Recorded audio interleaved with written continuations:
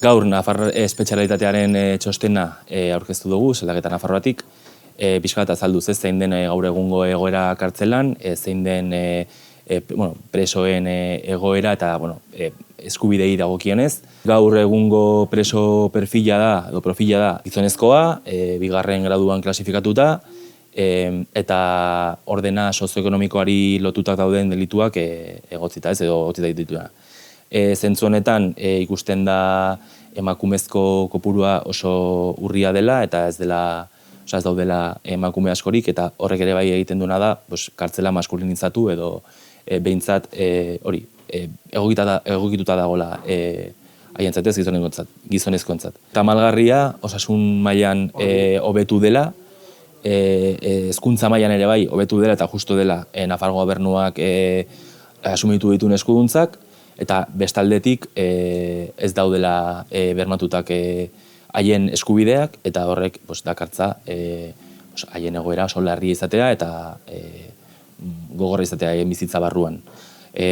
Tratu txarrak ere bai saletu ditugu, torturak eta horrelakoak, eta aipatu ditugu ez hainbat testigantza, batean aipatzen zen hori bazeudela edo kontentzio mekanikoak bazeudela kartzelan, funtzionarioak ere bai egiten dituztela horrelako dinamikak sustatzen dituztela, eta horretan lan egiteko eskudun zarkatzen dugu, ze uste dugu gainera horrek albidetuko duela kirurgikoki lan egiteko aukera. Osasun mentalari dagokionez, ikusi dugunez ere bai txostenaren zehar, egoera asko betu da, edo atentzioa behintzat asko bermatu da, baina hala ere egoera oso larria da, eta drogen konsumoari dagokionez are gehiago. Drogei lotutako desgaitasun mentalak ere badaude, 150 gora dira jaso ditugun kasuak, informazio administratibotik jasandak, eta ikusi dugu egoera hori gainera izan daitekeela are larriagoa. Ze, jaso dugun bezala ere bai, 180 inguru egongo zela kopuru erreala. 13 modulu erekita daude, baina 6 erabiltzen dira, eta horrek esan nahi du kartzelaren 150 erabiltzen dela gaur egun, eta hori ez daukala inolako zentzurik.